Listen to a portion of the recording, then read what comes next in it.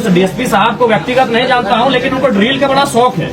हमने बहुत बार देखा है कि कभी बस में चढ़ के रील बनता है, कभी ट्रैफिक में रील। सूर्या हांसदा के एनकाउंटर के बाद एक बड़ी खबर निकल के आ रही है। टाइगर जयराम महतो पहुंचे हैं अभी लालमटिया डकैता में, जो कि उसके परिवारजनों से मिले, उसकी माता से मिले, उसकी वाइफ से मिले। अभी दोस्तों ये काफ़ी तरह से माहौल गरमाया हुआ है। जैसे कि आपको पता ही होगा कि उसकी जो वाइफ थी शुरू से ही सीबीआई जांच को लेकर मांग कर रही थी।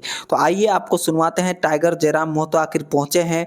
उसके पार्टी से भी कुछ दिन थे, वहाँ से उसके पार्टी से चुनाव भी लड़े थे, हालांकि वो हार गए थे, विधायक नहीं बन पाए थे। तो आइए आपको सुनवाते हैं कि जयराम महतो जो पहुंचे हैं डकैता में, लालमटिया में, आखिर क्या बोल रहे हैं, तो उसकी राय क्या है। उससे पहले वीडियो को शेयर कर दीजिएगा और कमेंट बॉक्स में सूर्या हांसदा के 2 शब्द आप जरूर लिखिएगा। आप क्या सोचते हैं सूर्या हांसदा के बारे में, आइए आपको सुनवाते हैं। मैं उस डीएसपी साहब को व्यक्तिगत नहीं जानता हूं, लेकिन उनको ड्रिल का बड़ा शौक है।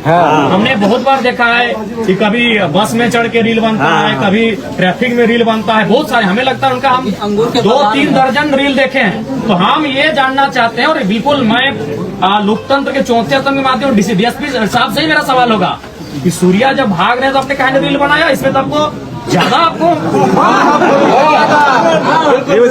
न्यूज बढ़ा जाता है। नहीं बजाएंगे, मैं बार बार कर रहा हूँ, शोक कार्यक्रम है, लेकिन चूंकि भीड़ है इसीलिए मैं संबोधन कर रहा हूँ। तो आपने कहा दुनिया को दिखाया इस रील को कि सूर्या भाग रहा है। जब आपने उसके बाद के वीडियो को दिखाया, पुलिस आ रही है, बॉडी लेके जा रही है, तो भागने का एक वीडियो बना देते, चूंकि तो रील वाले डीएसपी है।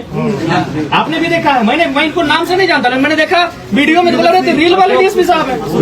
जो भी हमको नाम से उनसे कोई हमारी शत्रुता भी नहीं है, जो भी अपने पढ़ाई के दम पर आए हैं उनका हम सम्मान करते हैं कि वो डीएसपी है। लेकिन सवाल है, मैं उनका सम्मान करता हूँ कि वो डीएसपी है, पढ़ लिख के वहां तक आए हैं। लेकिन सवाल ये है कि आप हर चीज का रील बनाते हो, रील इसमें भी दिखा देते कि सूर्या भाग रहा है। आप जो आरोप लगा रहे हैं कि भाग रहा था, भागने पे ही इनकाउंटर होता है, बिल्कुल, अब भी दिखा देते। और दूसरा बात, अगर वो भाग रहा था तो गोली तो पीठ पे होनी चाहिए थी, पेट पे कैसे है?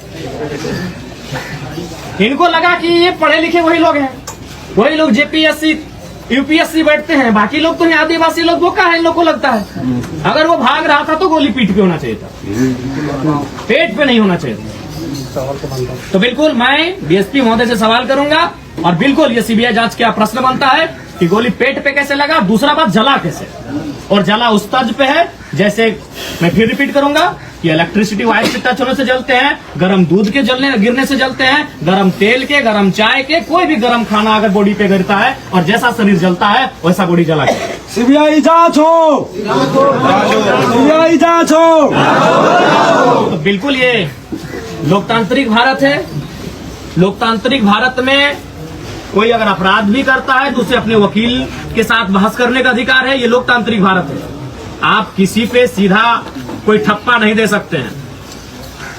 कोई कितना भी बड़ा पेशेवर अपराधी क्यों नहीं होता है, लोकतंत्र उसे भी अपना पक्ष रखने की, अपने बात रखने की, अपना वकील रखने की आजादी देता है। तो सूर्या तो अनाथ बच्चों का विद्यालय संचालन करने वाला व्यक्ति था।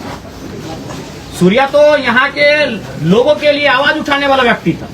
और एक सवाल मैंने बार बार कहा है, अब कुछ देर के लिए हम मान भी लें कि सूर्या का संबंध किसी असामाजिक तत्व से था, तो सवाल ये भी है, क्योंकि हम ये मानते हैं कि अगर कोई चोर के साथ रहता है तो उसे चोर कहते हैं। यदि कोई किसी को आत्महत्या करने के लिए उसका है, तो जो उसका आता है वो भी दोषी होता है। यदि कोई, तो यहाँ किन कारणों से सूर्या असामाजिक गतिविधियों में गया, जिन लोग इन कारण में हैं, क्या उन पे आप कानूनी शिकंजा कसेंगे? क्या आप उन पत्थर खदानों के मालिक, वो कोयला खदानों के मालिक जो अवैध रूप से यहाँ खनन का काम कर रहे हैं, क्या पुलिस अपना दंडात्मक कार्रवाई उन पर करने का हौसला रखती है, उन पे करने का हिम्मत रखती है? नहीं रखती। हम ये नहीं जानते भाई कि कोई अगर किसी को आत्महत्या के लिए उस्काए तो जो उस्काता है वो भी गुनहगार होता है। तो सूर्या अगर असामाजिक गतिविधियों में आया तो जिन लोगों के कारण आया, जिन लोगों के अन्याय के कारण आया, जिन लोगों के अत्याचार के कारण आया, क्या ये पुलिस प्रशासन, उनमें हिम्मत है, उनमें सामर्थ्य है कि उनके खिलाफ कोई कार्रवाई करे?